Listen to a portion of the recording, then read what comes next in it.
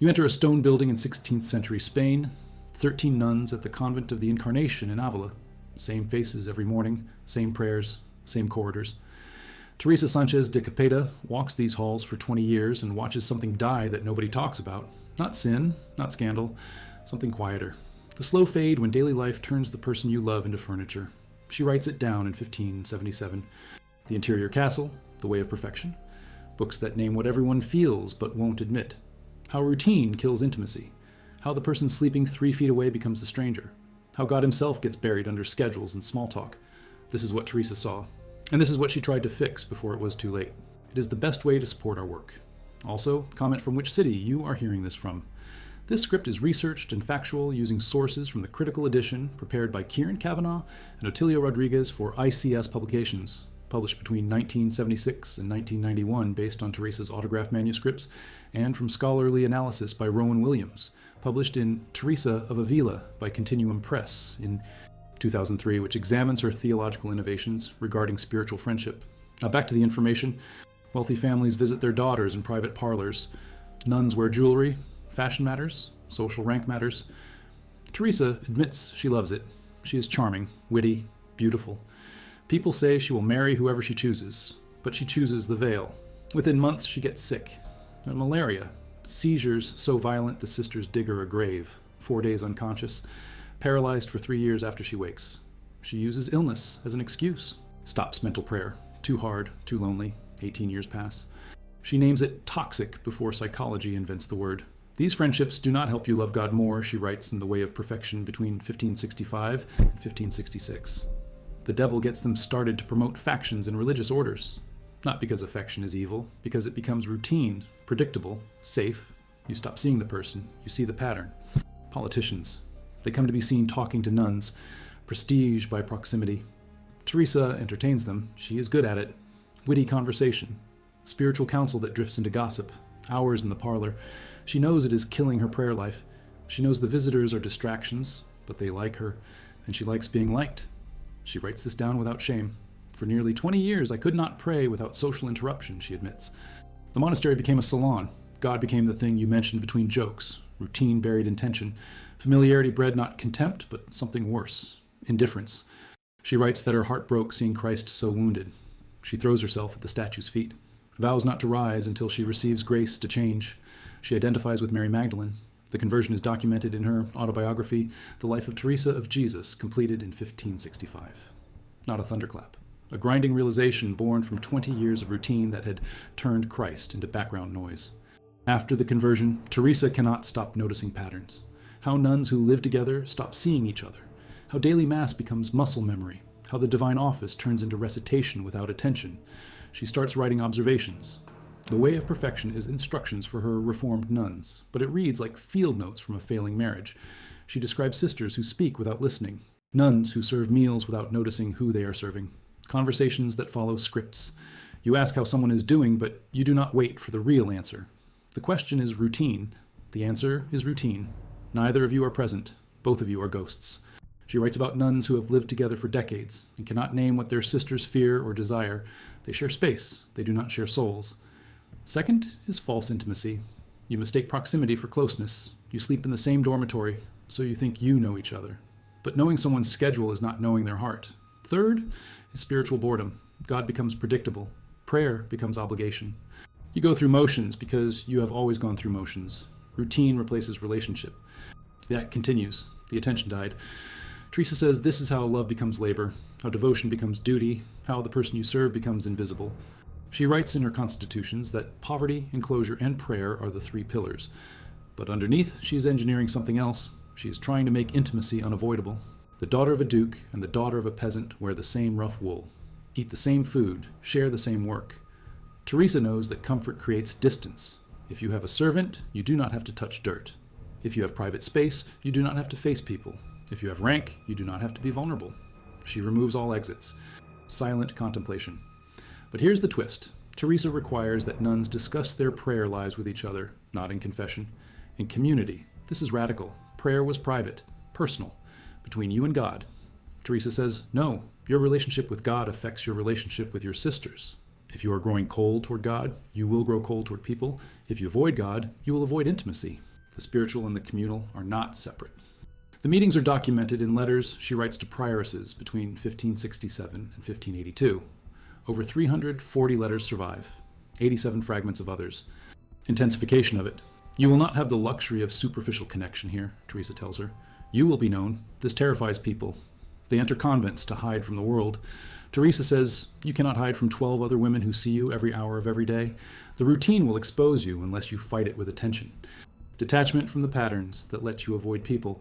She tells her nuns to examine particular friendships, not to abandon friends, to ask if the friendship is helping both women love God more or helping both women avoid God together. She gives a test. Can you speak to your friend about your actual spiritual state without performing? Can you tell her you feel abandoned by God without her fixing it with platitudes? Can you sit in silence together without filling it with chatter? If no, the friendship is routine, comfortable, dead. She uses the word specifically. Distracted. Not by sin, by routine, by mental chatter, by concern for what others think.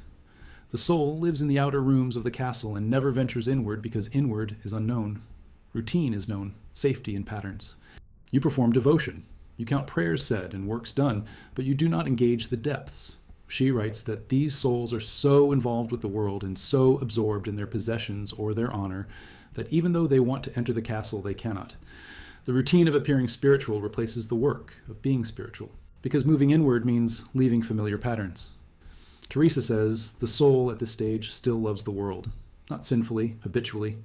You love your routines, your small comforts, your predictable relationships. God calls you deeper and you make excuses. Too busy, too distracted, too comfortable. She writes that the devil works hardest in the second mansion, not through temptation, but through distraction. He does not need to make you sin. He just needs to keep you busy. They have routinized virtue. Prayer becomes habit, service becomes duty, love becomes management. They are technically intimate with God, but actually distant.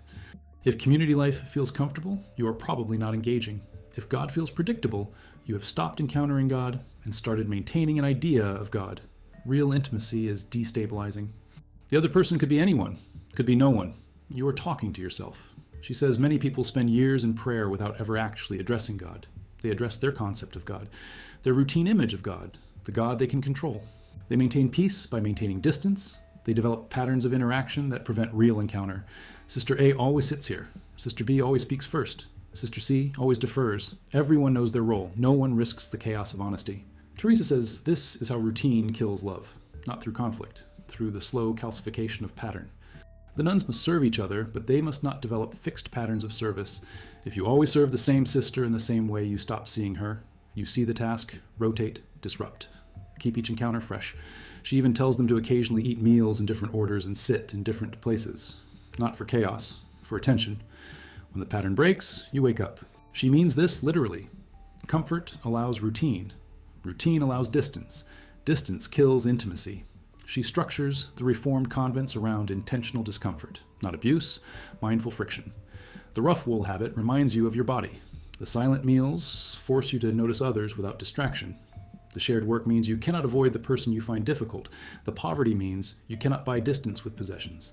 Between 1567 and 1582, Teresa travels constantly founding new convents, 17 convents for women, 2 monasteries for men working with St. John of the Cross. She faces brutal opposition. The papal nuncio calls her a restless, disobedient gadabout who has gone about teaching as though she were a professor.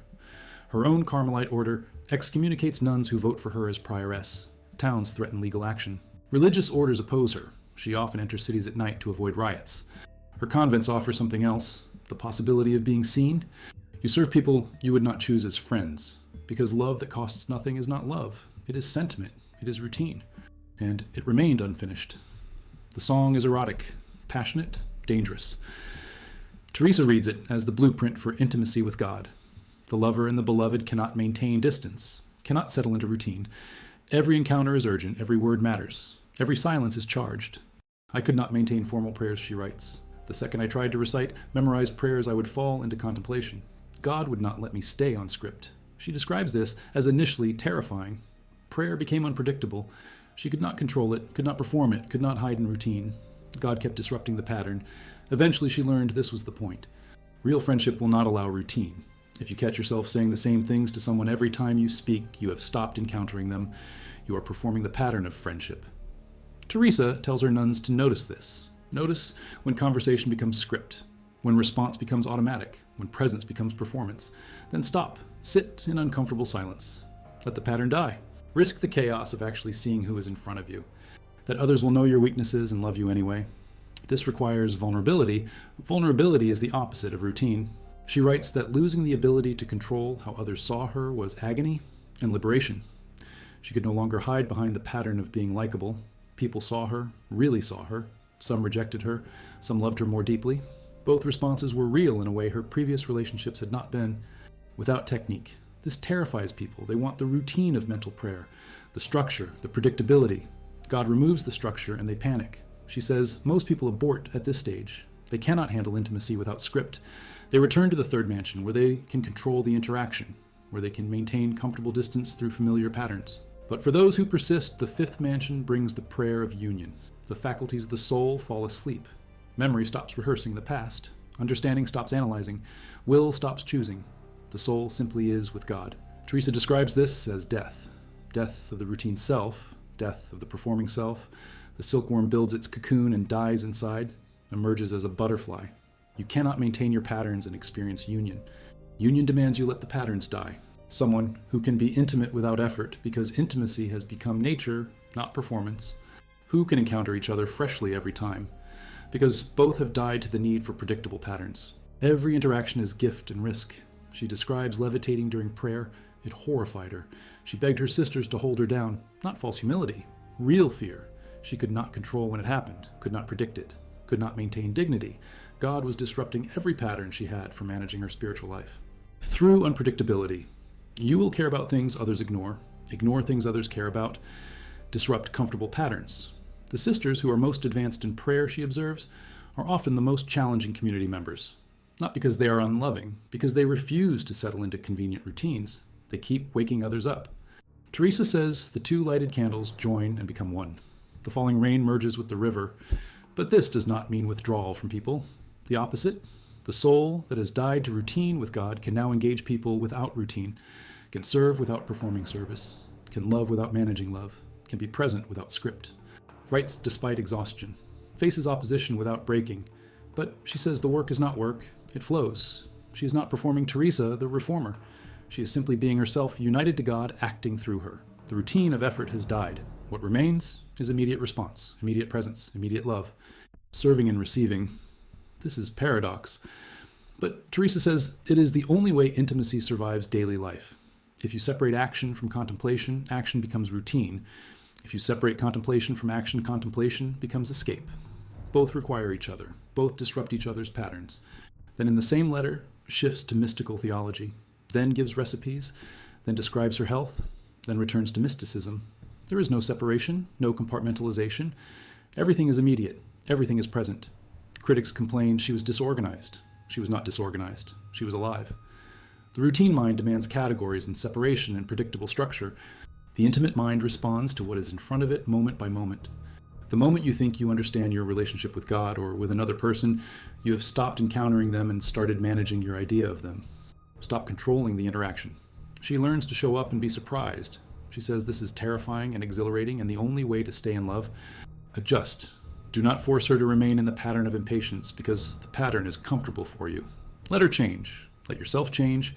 Let the relationship change, or it dies. October 4th to October 15th with no days between. She dies in the middle of founding another convent, still traveling, still reforming, still disrupting patterns. The body is exhumed multiple times over following years, incorrupt. Parts removed as relics. Her right hand severed and sent to Avila, her left arm taken to Alba de Tormes. A discalced Carmelite named Geronimo Gracian cuts off the little finger of her right hand. He carries it with him until captured by Barbary corsairs, redeems it for 20 reals and some rings. The body is moved between Avila and Alba de Tormes multiple times. Political fights over who controls her relics. By 1690, most major body parts are separated and distributed. Heart to Alba, arm to Lisbon, fingers across Spain.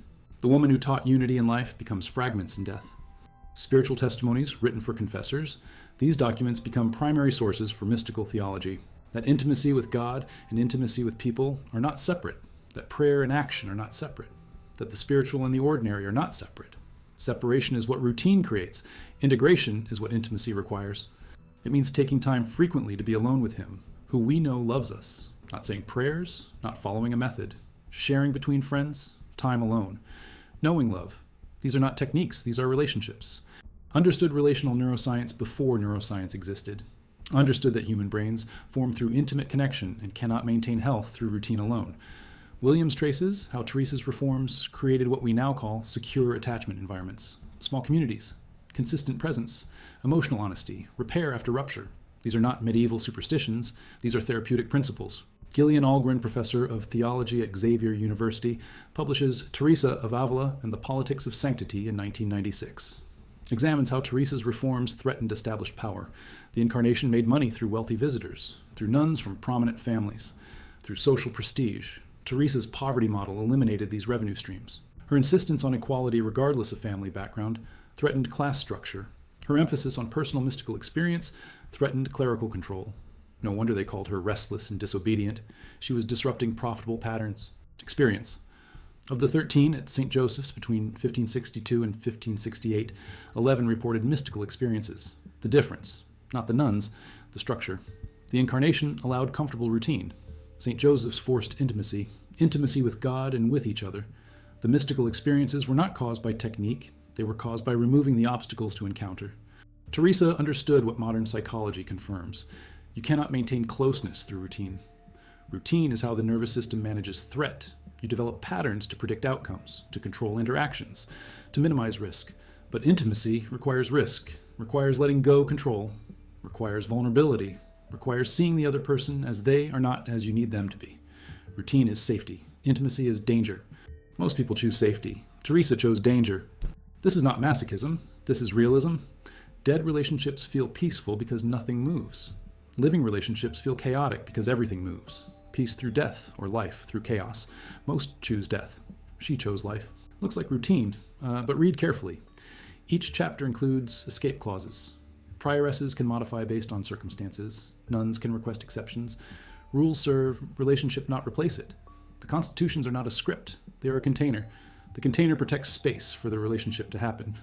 But the relationship itself cannot be routinized. If you follow every rule and never encounter God, you have failed. If you break half the rules but grow in love, you have succeeded. The rules are tools, not goals. The goal is transformation. The goal is intimacy. The goal is becoming people who can love without performing love, can serve without managing service, can be present without hiding behind scripts. How do you maintain Teresa's vision in an order now centuries old? How do you prevent new routines from calcifying? How do you stay dangerous when you are established? How do you keep disrupting patterns when the patterns are named after you? Some communities succeed. Daily life remains unpredictable. Relationships remain fresh. Prayer remains risky. Others fail, become museums, historical reenactments. Comfortable patterns dressed in Teresa's language but drained of Teresa's fire. You are living Teresa's warning, not her way.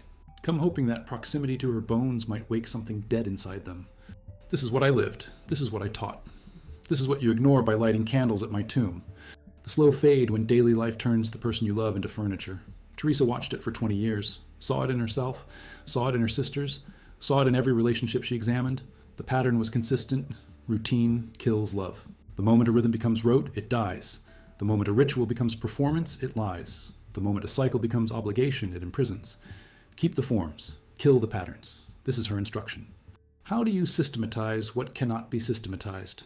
How do you teach what can only be experienced? How do you transmit life through words? She tried. The documents prove she tried. But ultimately she knew.